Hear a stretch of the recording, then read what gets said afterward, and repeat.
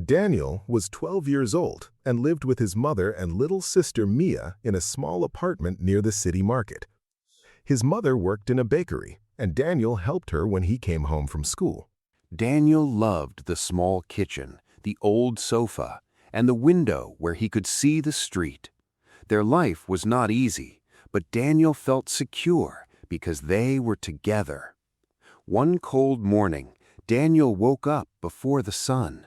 He heard his mother talking quietly on the phone. "Please, just give us a little more time," she said. Daniel stayed in bed and listened. His mother had lost some hours at work, and they had not paid the full rent for 2 months. When she came into the room, Daniel asked, "Mom, is everything okay?" She smiled, but her face looked tired. "Yes, Daniel, don't worry." But Daniel could see the tension in her eyes. That afternoon, Daniel came home from school and found several papers on the kitchen table. His mother sat beside them with her hands over her face. "What are those?" Daniel asked. She looked at him for a moment before answering.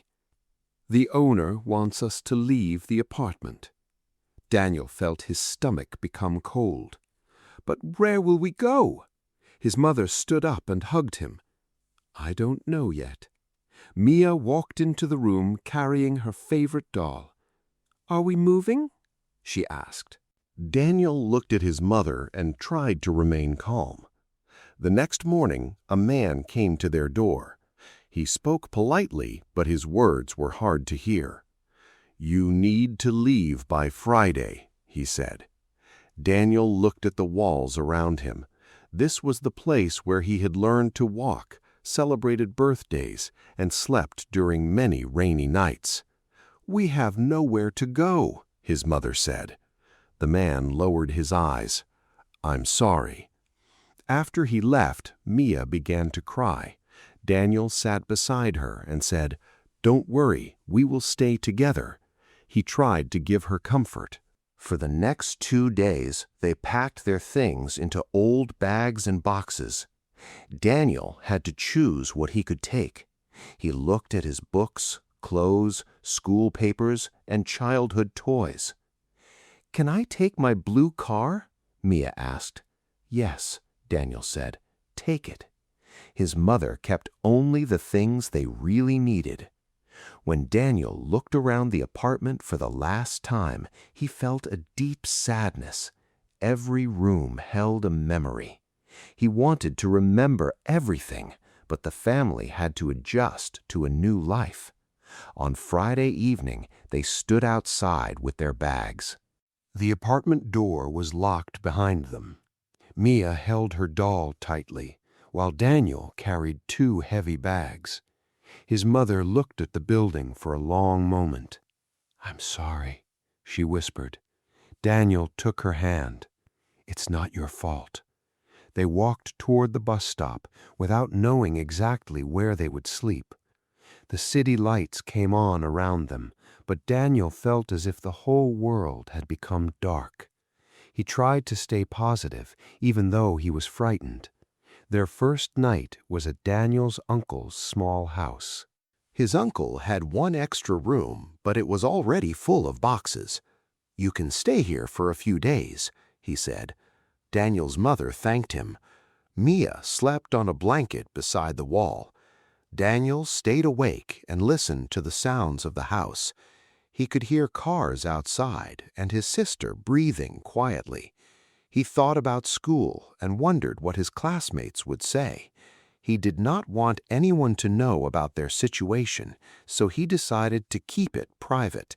The next morning, Daniel's mother went out to look for more work. Daniel stayed with Mia and prepared some bread for breakfast.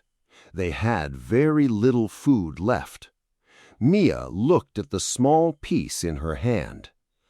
"Are we poor now?" she asked. Daniel did not know what to say. Finally, he answered, "We don't have much money, but we still have each other." Mia smiled. "That's good."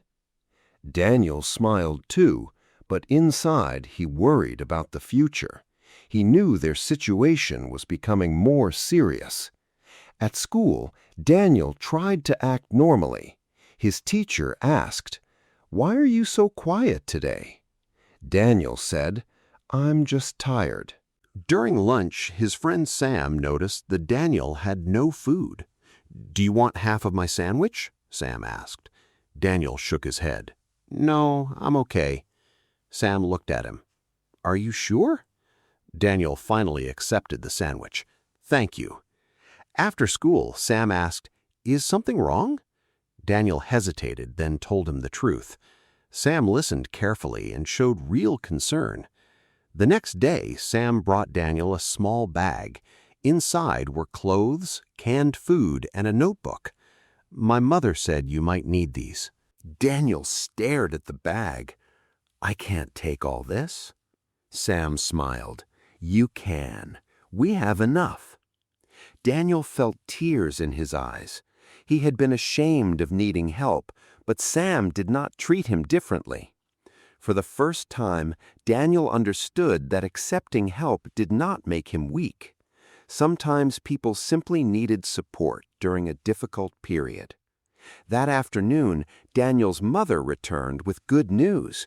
She had found temporary work cleaning offices at night. The pay was not high, but it was enough to help with food and a little rent. "We need a new place," she said, "but at least we can start again." Daniel hugged her. "I'm proud of you," she smiled. "And I'm proud of you too." Their problems were not finished, but they finally had a small plan. A plan gave Daniel a feeling of direction. A week later, Daniel's teacher asked to speak with his mother. She had learned about their situation from Sam's family. "There's a community center near the school," she explained. "They help families find temporary housing and food." Daniel's mother thanked her. The center was simple, but several kind people worked there. One woman wrote down their information and said, "We will see what we can do." Daniel watched her carefully. For the first time, he saw that help could come from people they had never met. It gave him new confidence. At the community center, they received food, warm blankets, and information about a small room for rent. It was not a perfect home. The room was behind a family restaurant, and the kitchen was shared with other people. But when Daniel opened the door, he saw a small window with sunlight coming through it. Mia ran inside and shouted, "Look, we have a window!" Daniel laughed. His mother put their bags down. The room was small, but it was theirs for now. They felt a little relief. Life slowly became different. Daniel still went to school every day. His mother worked long hours, and Mia started attending a small daycare near the restaurant. Daniel helped with cooking and cleaning.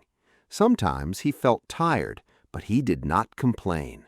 One evening, he looked at his mother and said, "We can make this place better." They cleaned the walls, put pictures near the window, and placed a small plant on the table. Their room began to feel like home. Daniel learned that home was not only a building, it was also a feeling of belonging. One rainy evening, Daniel heard someone knocking. It was the woman from the community center. Cheerfully, "I have good news." "Normal," she said. "Happy. A family is moving to another city, and their apartment will be available next month. The rent is lower than usual." Daniel's mother looked surprised. "Do you think we can get it?" The woman smiled. "You can apply." Daniel felt excited, but his mother warned him, "Nothing is certain yet." Still, Daniel allowed himself to hope. The next few weeks were not easy. Daniel's mother worked extra hours, and Daniel studied late at night. He sometimes fell asleep with his school book open. One day he received a low mark on a test. He felt disappointed and said, "Maybe I can't do anything right." His teacher shook her head. "One bad test does not decide your future." Daniel looked at her and smiled. He understood that losing a home did not mean losing his dreams. He needed to continue, even when life was difficult. Finally, the day came when they received the apartment keys. The new home was small, with 2 bedrooms, a kitchen, and a bright living room. Mia ran from one room to another. "This is my room!" she shouted. Daniel laughed and opened the window. Fresh air came inside, and he could hear children playing outside. His mother stood in the doorway with tears in her eyes. "We have a home again," she said. Daniel hugged her tightly. They had lost their old home, but they had not lost each other or their strength. That evening, they ate dinner together on the floor because they did not have a table yet. They shared bread, soup, and a small cake that Daniel's mother had brought from work. Mia lifted her cup and said, "To our new home!"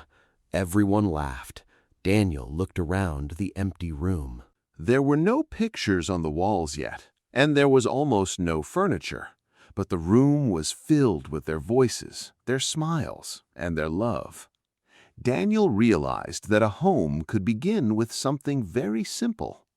Months later, Daniel still remembered the night they stood outside their old apartment with bags in their hands. He remembered the fear, the cold streets, and the question he could not answer: "Where will we go?" But he also remembered Sam's sandwich, his teacher's help, his uncle's open door, and the people at the community center. Those moments taught him something important. Poverty could take away many things, but kindness could help people survive. Daniel knew that life could change suddenly, so he wanted to become someone who could support others.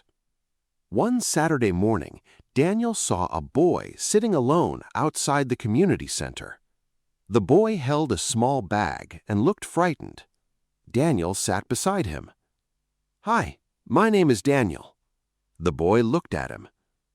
"I'm Adam." Daniel smiled. "Are you waiting for someone?" Adam nodded. Daniel stayed beside him.